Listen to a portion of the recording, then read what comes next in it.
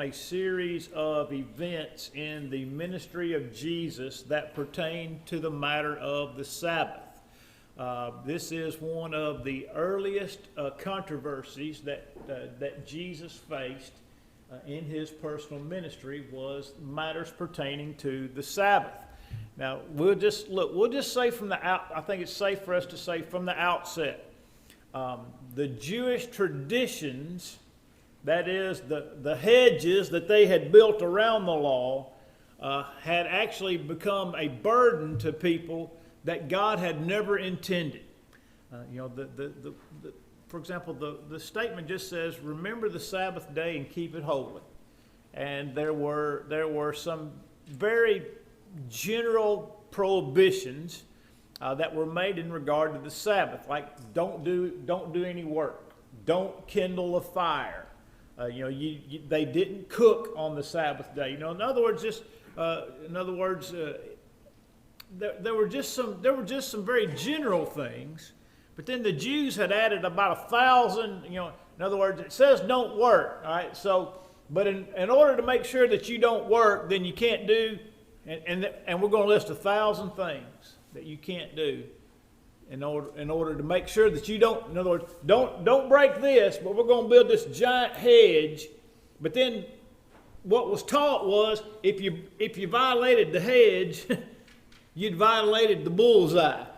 You see, and so their attitude about the law was, we're going to build all these hedges, but then they treated the hedges as if the hedges were the law. And there were a lot of things that they bound on. There were a lot of things that they bound on the people that were not bound by the law. And so they had gone to such extremes to try to protect themselves from violating the law that they had made their own laws, and in so doing had made the law of God of none effect. And one of the things was the matter of the Sabbath. And so we have in John chapter 5, beginning in verse 2, it speaks of the man that was healed by the pool of Bethesda. And of course I think I made mention of Bethesda not too long ago. I see Dennis nodding because I think he and I had that discussion. Where do you know the name Bethesda? Well, it's the military hospital in Maryland. In other words, that hospital has a biblical origin in the name. And so there's this account in John 5. And by the way, there's a lot in this text that to be honest with you, I don't understand. And I'll just kind of walk through it. And let me read the text and let me explain to you some things that I don't understand. All right? And let's just start in verse number 2. No, we've got to start in verse 1, because verse 1 is also going to come up as well. It says, "After this there was a feast of the Jews, and Jesus went up to Jerusalem. Now there is in Jerusalem by the sheep gate a pool, which is called in Hebrew Bethesda, having 5 porches. In these," that is the porches, "lay a great multitude of sick people, blind, lame, paralyzed, waiting for the moving of the water. For an angel went down at a certain time into the pool and stirred up the water. Then whoever stepped in first after the stirring of the water was made well of whatever disease he had. Now a certain man was there who had an infirmity 38 years. When Jesus saw him lying there and knew that he had already been in that condition a long time, he said to him, 'Do you want to be made well?' The sick man answered him, 'Sir, I have no man to put me into the pool when the water is stirred up. But while I am coming, another steps down before me.' Jesus said to him, 'Rise, take up your bed and walk.' And immediately the man was made well. He took up his bed and walked, and that day was the Sabbath. The Jews therefore said to him who was cured, 'It is the Sabbath. It is not lawful for you to carry your bed.'" And of course, then the man explains what was going on with regard to why he was doing what he was doing. Now, the statement about the Sabbath is one I want to think about first, and it's in the lesson But what does the word Sabbath mean? Rest. It means rest. It means rest. The lesson says the word Sabbath basically means rest. I marked out the word basically. The word Sabbath means rest. That's what the word is. And we read first about the connection to the seventh day in Genesis. But it just simply says that God blessed the seventh day and sanctified it in Genesis 2. There's no mention of the word Sabbath in regard to Genesis 2. With regard to an official observance, it says that God sanctified the seventh day because on that day he rested. He rested from all his labors. All right? The word Sabbath as an observance never appears until Exodus 16. Now you're talking about a period of way over 2,000 years from the time of the creation. 2,000 years of human history goes by before there's any mention of a Sabbath day, a day of rest, that is commanded to be observed. No patriarch ever observed the Sabbath, as recorded in Scripture.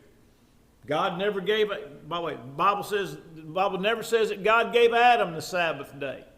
It doesn't say he gave Abraham the Sabbath day, or Isaac, or Jacob. And by the way, when God did give the Sabbath day, he had to explain its purpose. He had to give them specific instructions as to why he was giving it to them. And so the Sabbath the Sabbath is purely a Jewish observance. Purely a Jewish observance. Again, doesn't appear until Exodus 16 with regard to when God was giving them manna and giving them food to eat, gather up twice as much on the sixth day, because there's not going to be any to gather on the seventh day. And then Exodus 20 with the giving of the Ten Commandments, there's just simply this: remember the Sabbath day and keep it holy. All right? It wasn't a worship day. No, and that's exactly what I was fixing to say. And people think the idea of remembering the Sabbath day to keep it holy has some connection to worship, and it doesn't have any connection to worship. That's not the intent. The word holy just simply means separated, set apart, sanctified. There's never a command for Jews to worship. There's never a command for Jews to worship on Sabbath day. Never. With regard to it, or I say this, there's never a command for the Jews to worship on the Sabbath because it's the Sabbath. Now, sometimes they ended up worshiping on the Sabbath, but it was never by command of the Lord. And so the word Sabbath day means rest. All right? Now, I want to note one thing with regard to the Jewish response at the end of this with regard to the man carrying his bed. You may or should have a margin note in verse 10 with reference to Jeremiah 17. Jeremiah 17. And in verses 21 and 22. Now what has to be understood is this. It says, "Do not carry a burden out of your houses, or take no burden on the Sabbath day, nor bring it by the gates of Jerusalem, nor carry a burden out of your houses on the Sabbath day, nor do any work, but hallow the Sabbath day as I commanded your fathers." Now I understand why this reference is here, but the question I would ask you is this: is the man indeed violating the Sabbath by rolling up his bed and carrying it home? I mean, what does it say there in verse 21, 22? It says, "Don't grab up a burden and carry it out of your house." Right? Don't take up a burden on the Sabbath day. Now, when the man was told to take up his bed and walk, what kind of bed What kind of bed do you think is under consideration here? All right, some type of pallet. What what might it resemble? A blanket or a quilt? Here I thought about a yoga mat. Just something, or a rug, right? Not all rugs are giant area rugs. Some are small rugs. For example, Muslims have their prayer rugs, right? And they're not very large, are they? Just enough to stretch out and for them to kneel on and put their head on the ground. And so what this man had was something that was really, the only purpose of it was to keep him out of the dirt. It wasn't any type. It wasn't, and by the way, and it certainly wouldn't have been any type of mattress or anything like that, because, what's the man's problem? Well, but what is his problem? He can't walk. If he can't walk, nobody's toting a lazy boy out by the pool for him every day, waiting for the. You see, it's just a very small, insignificant thing, and doesn't even. And here's what I'm getting at with regard to the Jewish attitude toward the Sabbath. The man was not taking up a burden. Is it a burden? Is it a burden to tote a yoga mat? Is it a burden? Is it a burden to tote, to tote maybe a small rug that may not be any wider than one of these pews, and at the very length stretched, from this pew to this pew? Would it be a burden for that man to roll that thing up and carry it home? No. But the Jew said it's not lawful for you to carry your bed. Well, where does it say you can't carry your bed? Where does it say you can't roll up a 2-pound piece of cloth and carry it somewhere? You see, but the Jewish attitude was that he'd violated the Sabbath. When there's nothing in the text that says the man violated the Sabbath by what he did. He didn't violate the Sabbath. What did he violate? Man's law. He violated the tradition. By the way, if it had been a sin for that man to carry his mat to his house, do you think Jesus would have told him to do it? Would Jesus have ever encouraged anybody to sin? Well, no. And by the way, who you reckon understood the Sabbath better, the Pharisees or the Lord that gave the Sabbath? Right? In other words, when we start looking at this thing from a lot higher perspective, we understand. And by the way, Jesus talks about this in some other places that I want to get to. And then I want to mention another thing with regard to the idea of Sabbath, just as a means of teaching or instruction, that feast days were also called Sabbaths. All right. Every seventh day in Judaism was a Sabbath day. All right. It was the Sabbath day. In other words, it was designated every single seventh day was the Sabbath day. But there were feast days that God also referenced as Sabbaths. For example, the Day of Atonement is called a Sabbath in Leviticus 16, verse 29, Leviticus 23. The Day of Atonement is called a Sabbath. Also, it says, "You shall do no work." And then it goes even further. It says, "And you shall afflict your souls," which is generally a reference to fasting. So not only are you not going to work, you're not going to eat. But here's the kicker about the Day of Atonement. It's on the 10th day of the 7th month. It's the 10th day of the 7th month. Now, I don't know if there's anybody here whose birthday is July 10th. But it doesn't matter what day your birthday is, it doesn't fall on the same day of the week every year. In fact, it never occurs on the same day of the week in back-to-back years, right? At best, it's going to appear on the same day about every 6th year or so, right? And so, if it's, and we'll call it July 10th. If the Day of Atonement's July 10th, then July 10th is going to appear on, some days it's going to be on the Sabbath day, right? Some days it's going to be on the 7th day. It's going to be on Saturday. But the next year it's not going to be on Saturday. Also the Passover. The Passover was a day. And also with regard to the Feast of Unleavened Bread.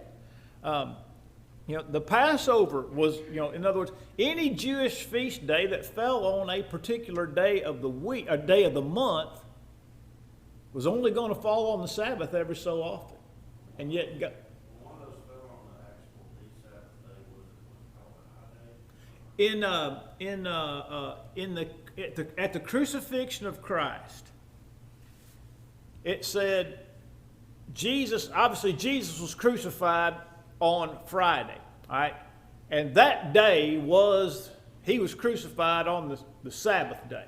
On the Passover day. All right? Then in John's account of that event, it says they wanted to take the bodies down because the next day was the Sabbath day and it was a high day. A high day. In other words, what we would say a holiday. It was not only the Sabbath day, it was also a particular high day or holiday, and the word holiday comes from holy day, which would have been the beginning of the Feast of Unleavened Bread. And so, yes, in John's account, the Sabbath day was called also a high day. In other words, it was more than just the Sabbath day.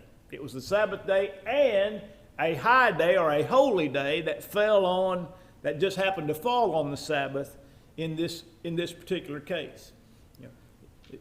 It also reminds me that the only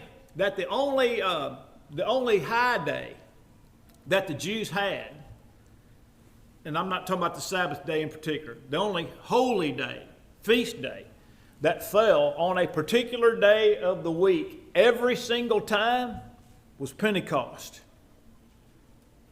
Pentecost was the only Jewish high day that always fell on the same day of the week. And guess what day it fell on? Sunday. Every single time. The day of Pentecost fell on Sunday every single time. I just always found that interesting.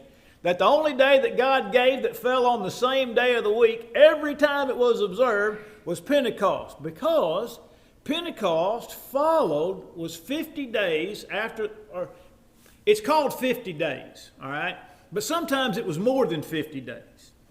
But Pentecost fell 50 days after the first Sabbath after Passover. So if Passover happened to be on a Wednesday on a particular year, you got to the first Sabbath day, counted 7 Sabbath days plus 1. 7 Sabbaths is 7 weeks. 7 weeks is 49 days. And the next day is day 50. And that's what the word Pentecost means. It means 50 days. Pentecost always on a Sunday. Isn't it interesting? Jesus raised from the dead on a Sunday. Church established on a Sunday. Early church met on what day? Sunday. First day of the week. All right? And so, but again, that's just chasing a rabbit, but it's an interesting rabbit. All right? So, Jesus heals this man on the Sabbath day. Or on a Sabbath day, at least.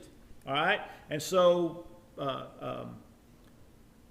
well, look at verse 16. I didn't read verse 16. It says, "For this reason, the Jews persecuted Jesus and sought to kill him because he had done these things on the Sabbath." Jesus answered and said, my Father has been working until now, and I've been working. Therefore the Jews sought all the more to kill him, because he had not only broke the Sabbath, which obviously he didn't, but that, in their mind he did. Not only because he broke the Sabbath, but also said that God was his Father, making himself equal with God. And he did do that. They got that part right. Jesus was making himself equal to God. And so, but they wanted to kill him even more. But the original impetus behind wanting to kill him was because he violated the Sabbath. Which, by the way, violation of the Sabbath under Jewish law was punishable by death. When you read in Numbers chapter 9,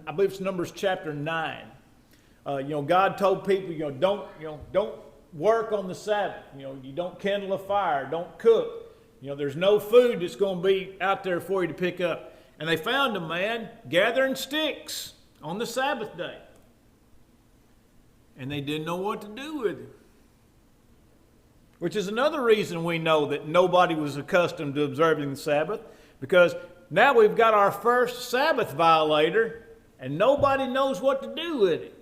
So what's Moses say? He said, we'll put him in ward. In other words, lock him up temporarily, and let me go inquire of the Lord what we need to do with this fellow. And you know what the punishment was?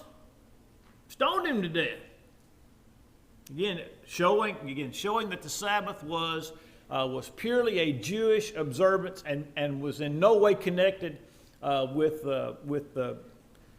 was not in any way connected with being a Jew, so to speak, or a Hebrew, but was connected to being under the law of Moses. Because obviously Abraham was, we call him, he's the father of the Jewish people, and his descendants would have been Hebrews. And but the Sabbath had everything to do with the law of Moses, and not just simply with being a Hebrew. All right, so let's move down to second section in Mark 2. This is the one I really wanted to get to today as well. In Mark 2, beginning in verse 23.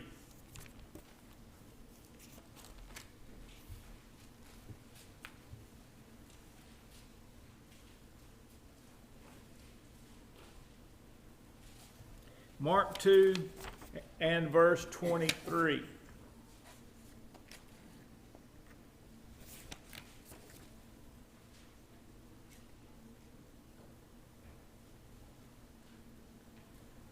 says, now it happened that he went through the grain fields on the Sabbath, and as they went, his disciples began to pluck the heads of grain. And the Pharisees said to him, look, why do they do what is not lawful on the Sabbath?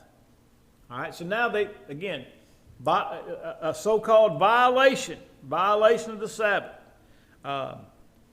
He says, but he said to them, have you never read what David did when he was in need and hungry, and those with him? Now he went into the house of God in the days of Abiathar the priest, and ate the showbread, which is not lawful to eat except for the priests, and also gave some to those who were with him. Then he said to them, the Sabbath was made for man, and not man for the Sabbath. Therefore the Son of Man is also the Lord of the Sabbath. And so Jesus makes a very interesting statement here that needs to be properly understood. The Sabbath was made for man, but the Pharisees treated man as if he had been made for the Sabbath. In other words, in the scales of what's more important, Jesus is asking, what is more important, the Sabbath day or a human life? The Sabbath day and obviously we know that a human life is worth more than the Sabbath day. That's what he's saying. The Sabbath was made for man. It was made to help man. Deuteronomy, if you read, for example, when you read Deuteronomy 5, which is the second giving of the Ten Commandments is found in Deuteronomy 5. The original is found in Exodus 20. The second giving is found in Deuteronomy 5. When you get down to about verse 15 or so, Moses gives an he gives a far more detailed description of the Sabbath than is found in Exodus 20. And he says, the observance of the Sabbath is for this purpose, to remember that you were slaves in Egypt and had no rest day or night. Therefore, the Lord commands you to observe the Sabbath. Therefore. In other words, here is the reason God commanded you to keep the Sabbath, so that you'd remember that you were slaves in Egypt and had no, again, key word, what? Had no rest, day or night.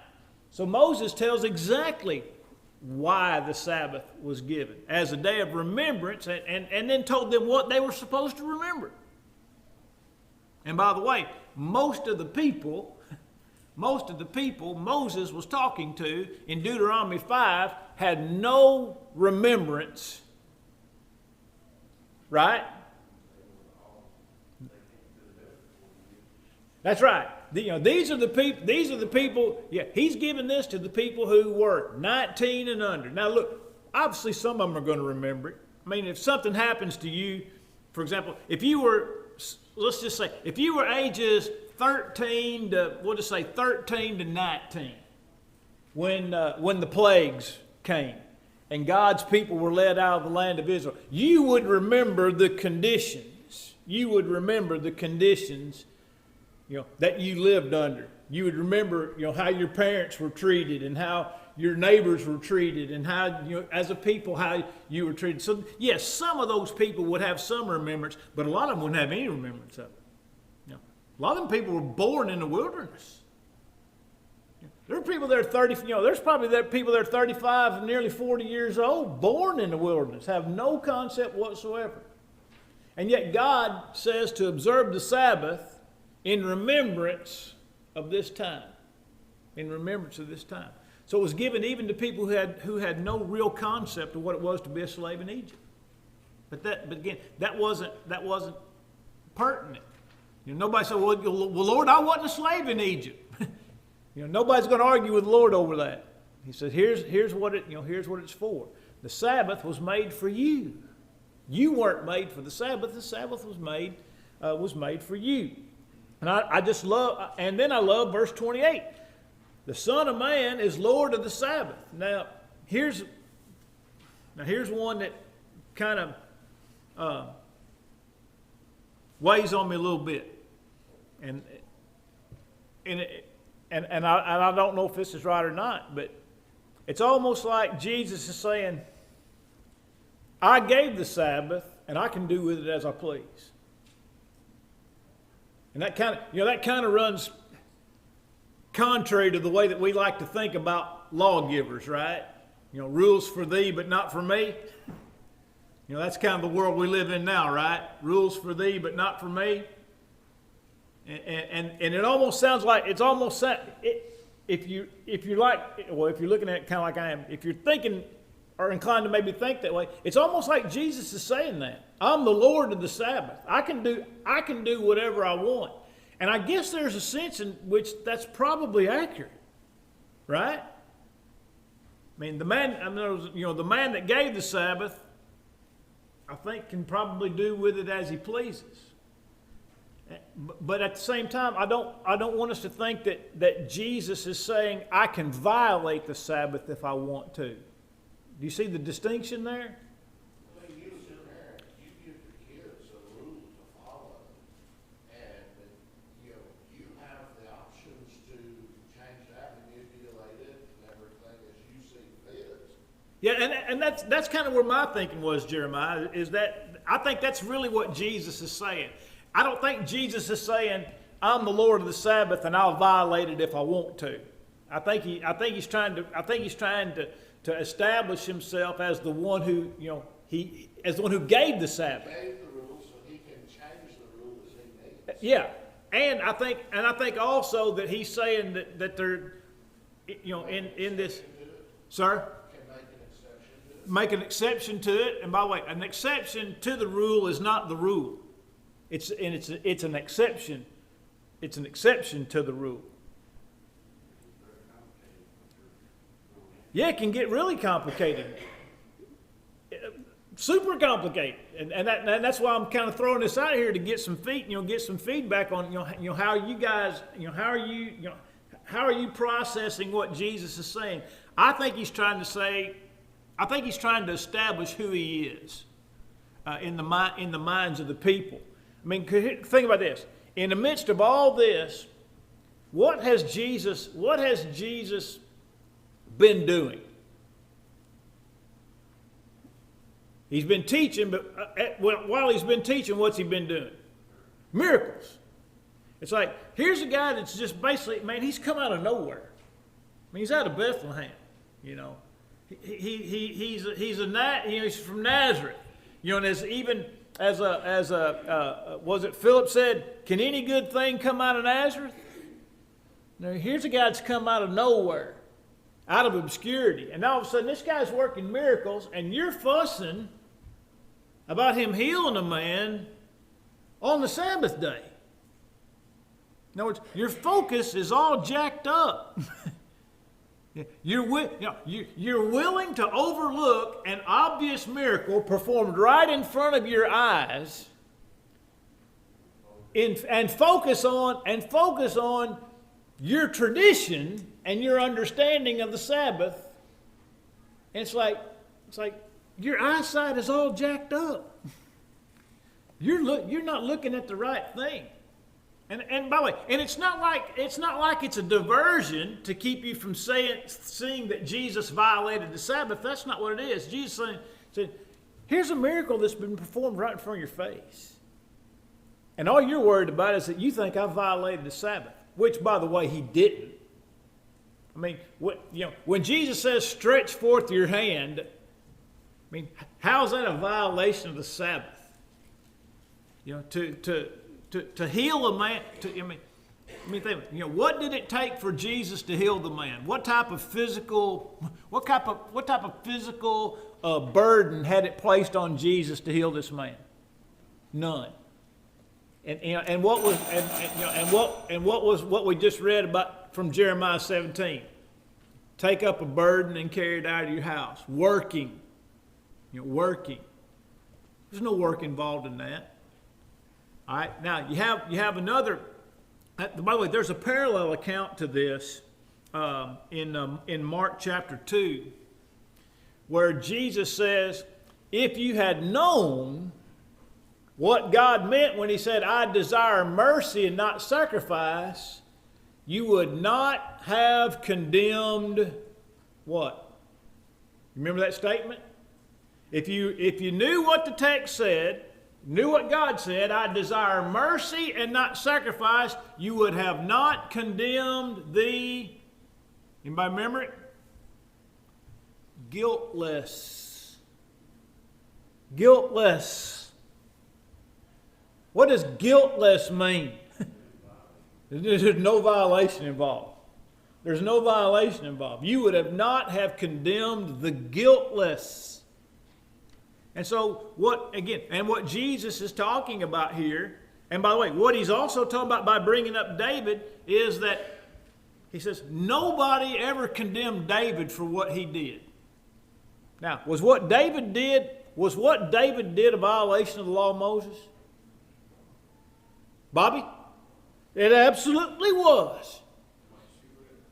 Yeah, eating the showbread.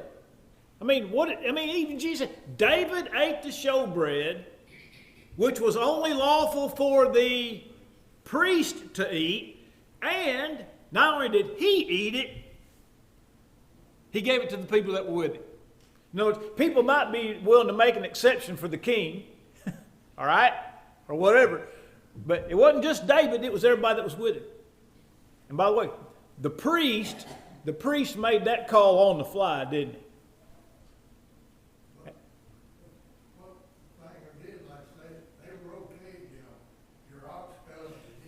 Bobby, you ripped the words right out of my mouth. That's exactly where I was going with this. Do good. Something that's necessary. That's fine. You pick up sticks. Yeah, think about what Jesus did in healing this man. as opposed to leading an ox to go get some water, or getting one out of a ditch? Which one's more work? In other words, one was necessary, the other was what? On which account? On which account? Well, I mean, you know, ox falls in the ditch, you know, if it's not got out, it's in a log or something, it's gonna die. You know, same way with land, rip him out, you do it. That's right. But something that you were supposed to do yesterday. Oh, I see what you're saying now. Yeah, okay. Yeah, something you should have done yesterday and had the opportunity to do yesterday and you're doing today. That's the difference. Because you had already been given instructions on what you should have done yesterday, but the ox in the ditch today couldn't have been foreseen, couldn't have been foreknown. And the opportunity to heal somebody could not have been foreseen or foreknown. It was an opportunity that presented itself on that, at that time. And they would condemn a man for simply saying, stretch forth your hand and be healed, but wouldn't condemn a man that would go get all of his neighbors and tie ropes around an ox and drag that thing out of a ditch. Or yoke up 2 oxen and go down there and let the oxen drag the ox out of the ditch. In other words, everybody understood your animals got to have water to drink. And if you have to take them somewhere to get them water, that's fine. If your ox is in the ditch and you got to go get him out, that's fine. But you heal a man on the Sabbath day,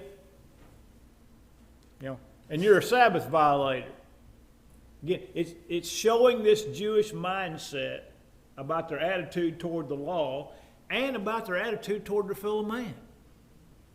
And Jesus is trying to correct that. He's trying to correct that. All right, so next week we'll do the second page and the questions. And then that will get us through lesson 19, and then in 2 weeks our meeting will start. So that'll be a good jumping off spot for us.